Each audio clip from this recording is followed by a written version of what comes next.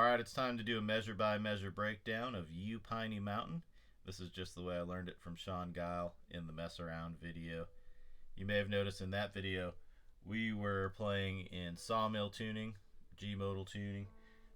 We did not have a capo on in that video, but if you're going to play this with a fiddler, you're likely going to need to capo up. So that's why in this portion of the lesson I've got us capoed up to the 2nd fret, and of course we raised the G string up to an A. Then we're good to go. Once you've caught up there, go ahead and join me here on the first measure. Pretty straightforward stuff, couple boom chicken strums with some hammer-ons and pull-offs woven in there.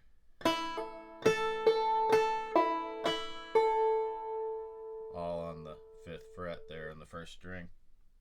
Go ahead and move on to measure number 2. Similar idea, even more simple because we only have one hammer on here. But now we're on the 3rd fret.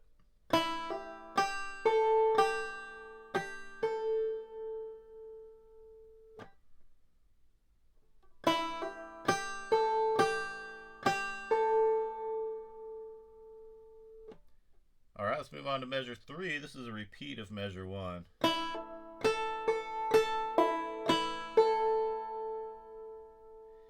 And you can kind of figure out whatever fingering you want to use here. Sometimes I try to use my pinky for that 5th fret note, keep me in a certain position, which would be first, keep me in this position where my first finger's on the 2nd fret and the rest are taking each subsequent fret. You can mix and match if you want. A lot of times I'll use my 1st and 3rd fingers on these first few phrases. Sometimes I'll use my pinky and my 2nd finger. Sometimes I'll mix them up. It's a good idea to pick and choose, decide which fingering works best for you, and maybe stick with that. Let's take a look at the 4th and final measure of the A part. Here's where we wrap up this nice little short A part, and this is the only phrase in the whole tune that has some drop thumbing in it. So I'll go ahead and show you. Let's play the whole phrase or the whole measure, and then I'll break it into 2 pieces so you can see where that drop thumb is happening.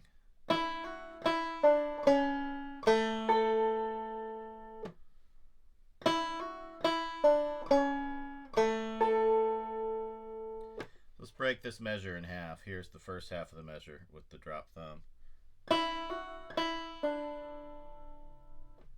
Boom chicka. 2nd half. Boom chicka. Pretty straightforward stuff. If that doesn't seem straightforward to you, then you obviously haven't gone through a bunch of my lessons and courses and other stuff that I have available online. So go to playbetterbanjo.com and make sure you dig into some of the lesson materials there. You'll learn how to do the drop thumb and all this stuff. Let's carry on. Let's go to the B part now. Alright, here, if you watch the mess around video before you watch this lesson video, which is how I recommend you do this, you'll notice Sean having a little difficult time explaining the odd arrangement of parts as far as the way he learned this from Uncle Mike Carr. So basically what happens is I'm going to teach you the whole B part. We're just going to go through the whole thing, and then I'll explain to you how it's broken up. Because basically we get to a certain point of the B part our first time we play the B part, and then we shoot back to the A part. Next time we play the B part, we play the entire thing. But I'll give you a little more explicit direction on that as we go. But right now let's just walk through the whole thing measure by measure. So in measure 5, the first measure of our B part, we've got this nice aggressive strum thing going on that happens a few times in this tune. So we're just going to hit those first 3 strings, give them a nice brush, and then we're going to hammer on to our melody note, which is that 2nd fret on the 2nd string. We got a little phantom stroke there, so it's boom, chicka, boom, boom. Now notice I've got that 2nd fret note in parentheses, and when I do that in my tab, it indicates that you can you can severely de-emphasize any note that's in parentheses. It makes it virtually optional, but you need to kind of play through the motions whether you're going to make it sound or not. You need to kind of play that note. So when I actually play this in real time, you probably won't even hear that note that I have in parentheses. It'll probably sound something like this. So that measure would be, you probably didn't hear the second fret note there, right? It's okay if you play it articulately, if you articulate that note. But it's just gonna kind of work out better for phrasing. It just to kind of indicate how I'm playing it, and I believe how Sean was playing it. So it's an invisible note there. So that's what the parentheses mean. Take that as you will. If it's too confusing for you, or it's just getting in the way of your progress right now, ignore the parentheses. Play it just as written otherwise. Next measure, the sixth measure of the tune, really straightforward. All boom notes, should not be anything new for you.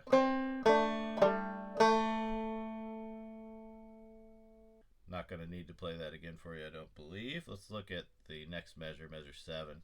We have a couple boom chicka figures with some hammer-ons and some pull-offs. So this is similar to our early measures of the tune. Boom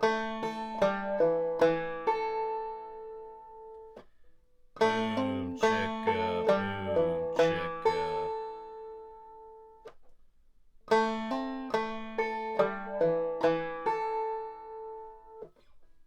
Like I said, pretty straightforward, so we'll go ahead and look at measure number 8.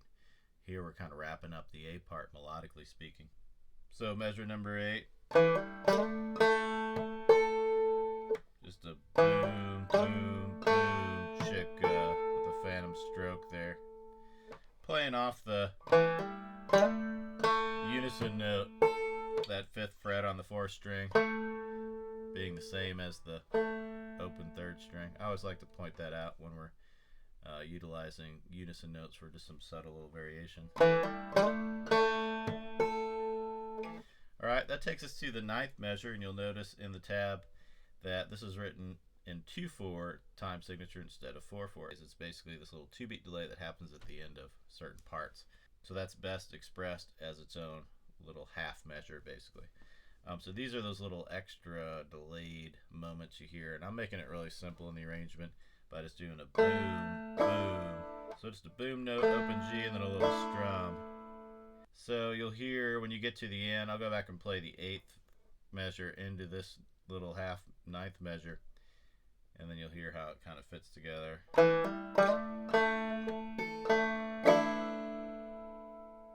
Just a little extra boom, boom. And then at that point we would jump right back in to the A part. Alright, so here's where we're going to talk about the strange arrangement of this tune a little bit. Play the A part twice, just as you would imagine.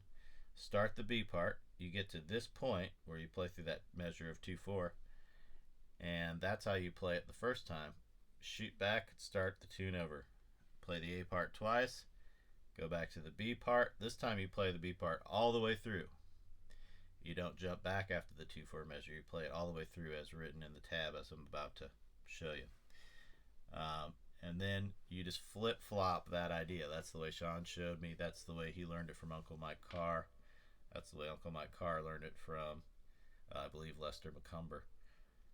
So we're going to carry on this tradition, the old folk tradition of a very strange arrangement on this tune. Hopefully that makes sense. If not, if you're on the Play Better Banjo mess around page right now, you'll see some pretty thorough notes underneath the video that'll chart out the way that's all arranged. Otherwise, just listen closely, follow along with the tab, watch the video, go back, use a little detective work. You'll get the gist of it. But if you want a good textual breakdown of how this is arranged, make sure you go to playbetterbanjo.com/messaround and then go to the Sean Geil episode, and that's where the notes will be if you're not there already. Okay, enough of that. Let's get back to where we are in the tune. So the rest of the B part, we want to start by looking at measure 10. Looks and sounds like this.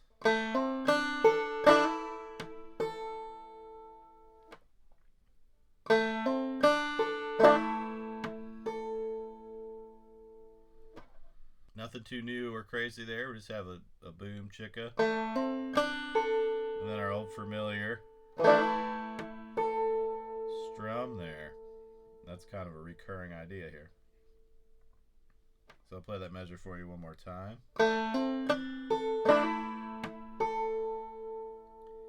Takes us on to measure 11. Still holding the 2nd fret note here.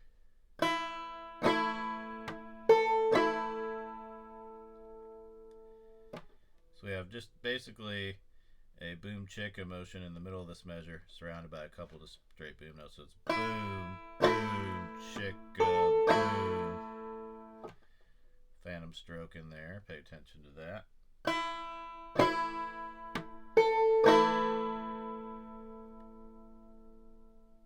And that'll take us on to measure 12.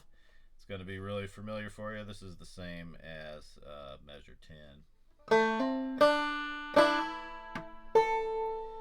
say it's the same. There's a slight variation there. There's got a quarter note there instead of breaking that into the chicka like I did in the previous measure. Essentially the same as measure 10. Anyway, measure 12 one more time.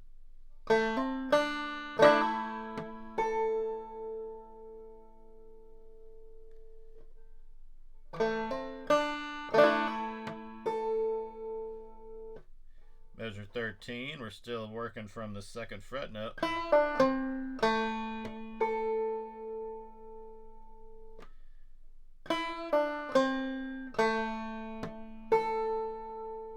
Got that pull off from the 2nd fret.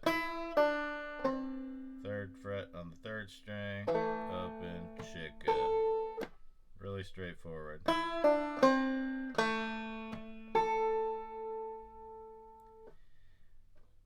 Measure 14 is a repeat of measure 12. So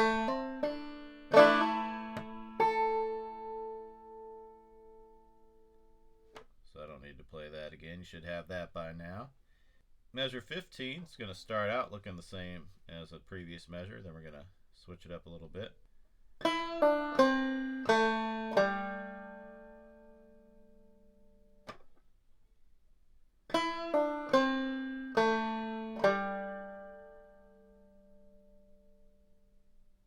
Pretty straightforward, and now that takes us into some really familiar territory. The rest of the tune is going to just be repeats of ideas that we had played already in the A part. Let's go ahead and look at that.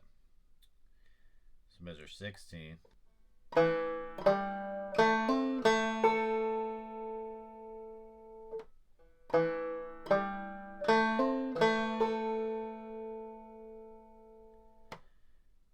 And 17.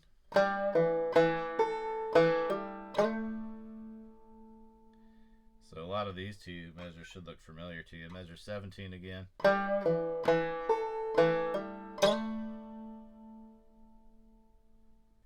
And the final measure, measure 18, is just really basic. Boom, chicka, boom, boom. Got a little phantom strum in there. Boom, boom.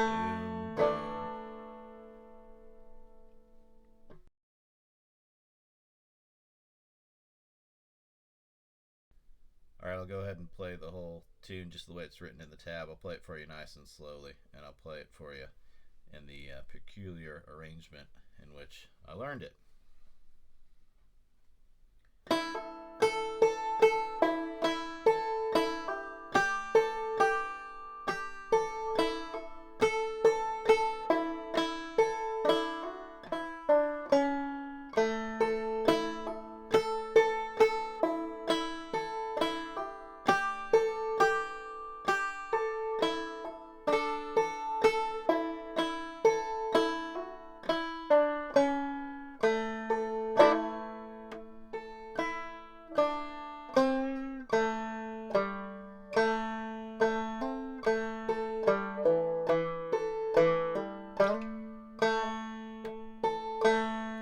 Back to the A part.